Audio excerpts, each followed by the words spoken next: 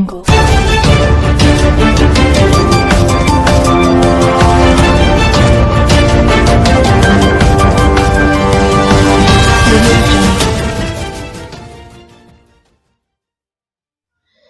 वालेकुम। Asia 41 news के साथ मैं हूं आपकी मेजबान मुतरबा यूसुफ।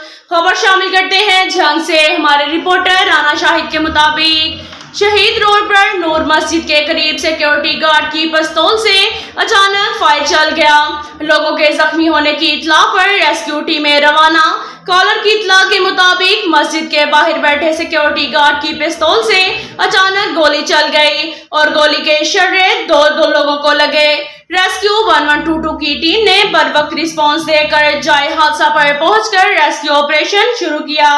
गोली के शर्रे लगने से दो अफराद सलीम अख्तर वल्द खुदा बख्श उम्र 68 साल, अब्दुल अजीज वल्द शहजाद कमर उम्र 23 साल जख्मी हो गए।